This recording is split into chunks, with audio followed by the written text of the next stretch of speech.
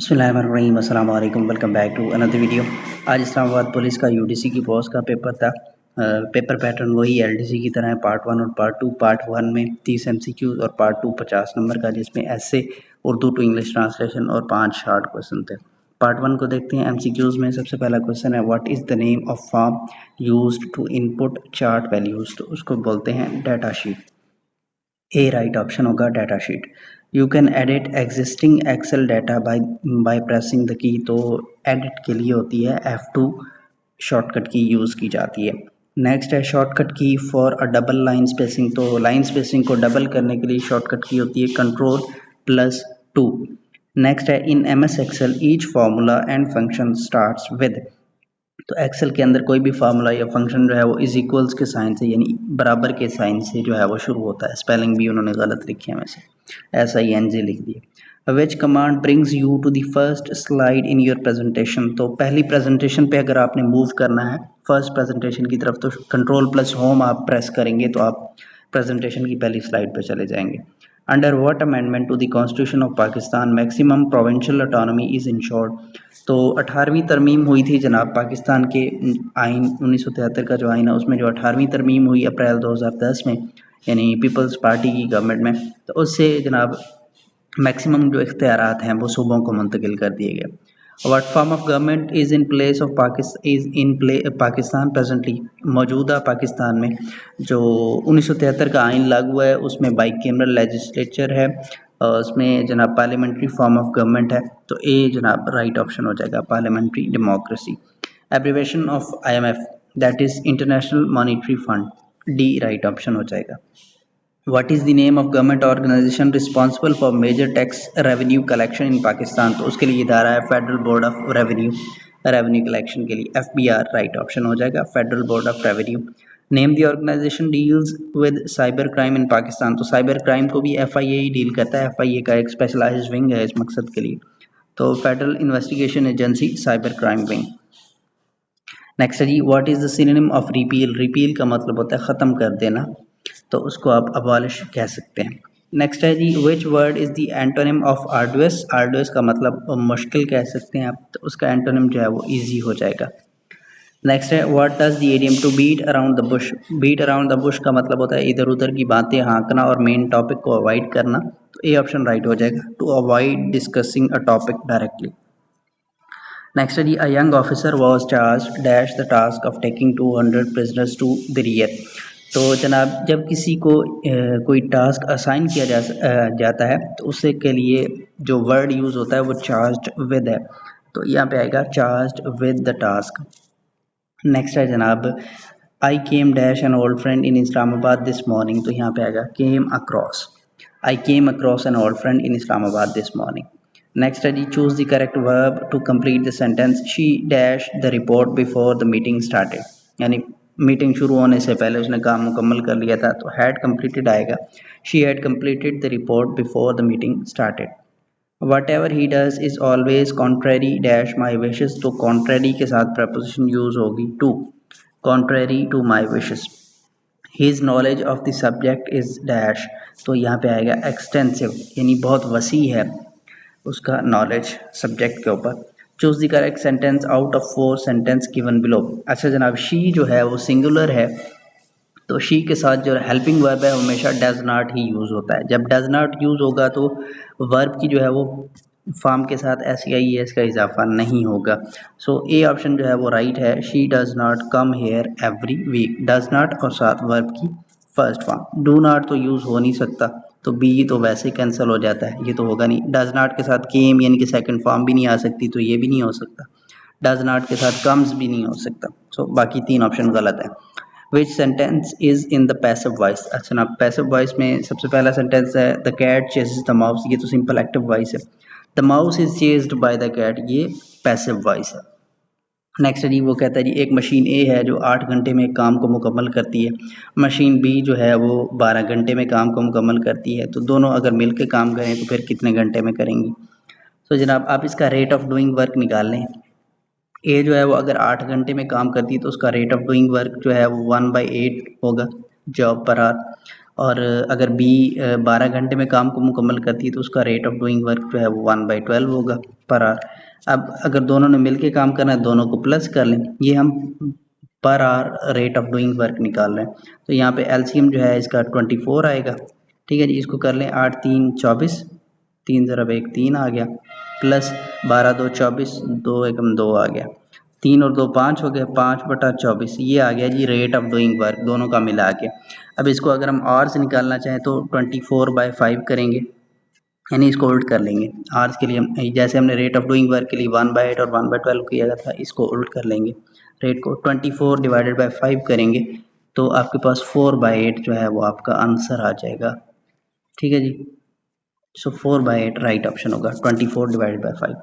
Next है जी, वो कहता है जी एक शख्स जो है उसने अपनी इनकम का 88% खर्च कर दिया, बाकी जो उसने 12% बचाया है वो 2160 रुपये है, तो उसकी टोटल इनकम आपने निकाली है। ठीक है जी, अब जो मैं लेट्स सपोज उसकी इनकम x है, अब उसने 12% बचाया है, यानी कि 12% को मैं 12/100 लिख लेता हूँ। ठीक है जी, और जो उसने रकम बचाई है वो 2160 है।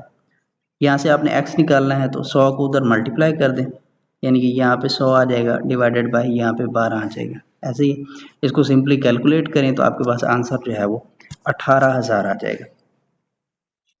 ठीक है जी, 2160 ज़रब 100 डिवाइडेड बाय 12 तो 18,000 राइट ऑप्शन आ जाएगा। वो कहता है जी कैलकुलेट सिंपल इंटरेस्ट, 5640 रुपये उसने इन्वेस्ट किए हैं लेकिन 7 महीने के लिए eight 6% per annum. Per annum का मतलब होता है सालाना। अब उसने सिर्फ 7 महीने के, तो उसको 7 महीने के ही आपने निकाल के देने हैं। वह अच्छा, सबसे पहले हम क्या करेंगे, 5640 है ना, इसका 6% के हिसाब से आप निकाल लें पर एनम कितना बन जाएगा। 5640 का 6% निकाल लें, मल्टीप्लाई बाय 6 डिवाइडेड बाय 100 तो 338 बनेगा। अब 338 जो आपका बना है ये आपका बना है साल का। अब हमने सिर्फ 7 महीने का निकालना है, तो आप 338 को 12 पे डिवाइड करेंगे और 7 महीने से मल्टीप्लाई कर देंगे तो 197.4 जो है वो राइट आंसर बनता है इसका। समझ आ गई होगी आपने कैसे करना है। 5640 का 6% निकालना है। ठीक है जी, वो आ जाएगा आपका सालाना। फिर आपने उसको 12 पे डिवाइड करना है और 7 महीने से मल्टीप्लाई कर देना है, तो ये आपका 197.40 आ जाएगा। नेक्स्ट है जी, फिर सब्ट्रैक्ट करना है 27 5/14 को सब्ट्रैक्ट करना है फ्रॉम 43 1/21 से। अब सिंपली इसको आप वो कर लें, सिंपल फॉर्म में ले आएँ। 14 ज़रब 27 करें, 14 ज़रब 27 जमा 5, तो ये आपके पास बनेगा 14 ज़रब 27 378 जमा 5, ये आ जाएगा 383। पहली टर्म आपके पास आ गई 383/14। इसको आपने सब्ट्रैक्ट करना है किस में से, 43 1/21, 21 ज़रब 43 करें तो 903 जमा 1 आ जाएगा 904, यानी दूसरी आपके पास आ गई 904/21। ठीक है जी, अब 904/21 में से आपने 383/14 जो है वो माइनस करना है, ऐसे ही है जी, यानी कि 904/21 माइनस 383/14।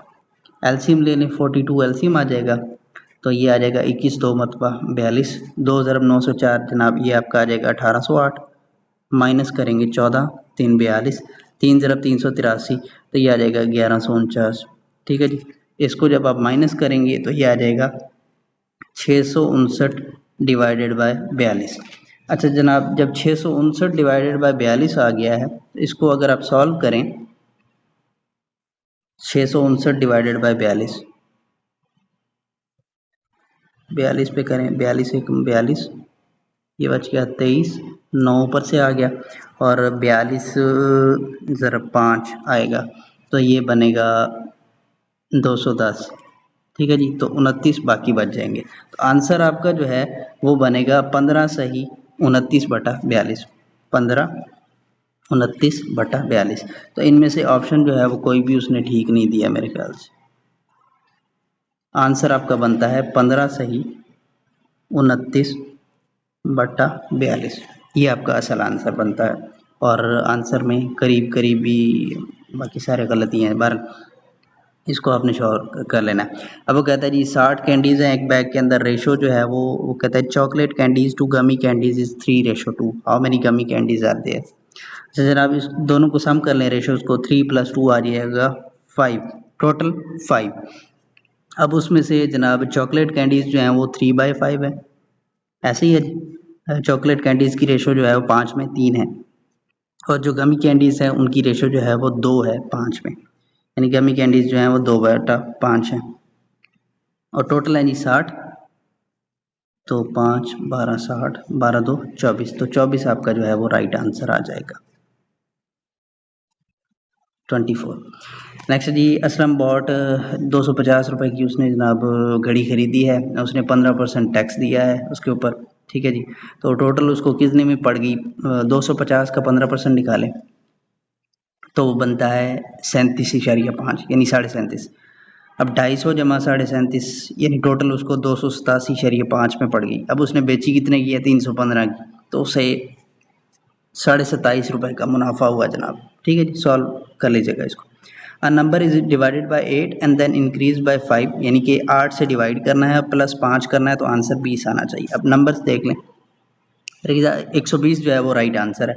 120 को 8 पे डिवाइड करें तो आंसर 15 आएगा, और 15 में 5 प्लस करें तो 20 आपके पास आ जाएगा, तो 120 राइट ऑप्शन है। Actually what is the missing number of the series, 1 4, 1 में 3 ऐड किया उसने 4, फिर आगे 5 ऐड किया तो 9,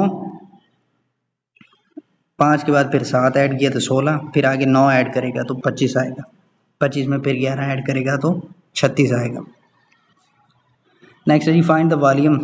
वॉल्यूम फाइंड करने की length into width into height, 3 ज़रब 12 ज़रब 19 करेंगे तो 684 सेंटीमीटर क्यूब आ जाएगा वॉल्यूम। वो कहता है जी एक अंडा बॉयल करने में 2 मिनट लगते हैं, अगर 5 अंडे बॉयल किए जाएँ तो 2 मिनट ही लगेंगे जनाब, अलग अलग थोड़ी बॉयल करना है, इकट्ठे ही बॉयल करेंगे 2 मिनट ही लगेंगे। नेक्स्ट फिर उसके अलावा जो आया आपका मजमून वो है role of IT in governance, 20 number का ये आया। उसके अलावा दोबी मुआशरे का एक मुफीद रुकन है, ये जनाब आपका पैराग्राफ आया, और ये आए हैं आपके शॉर्ट क्वेश्चन। सो ये जनाब यूडीसी का पेपर था। उम्मीद है आपको वीडियो पसंद आई होगी। मिलते हैं इंशाल्लाह आपसे नेक्स्ट वीडियो में।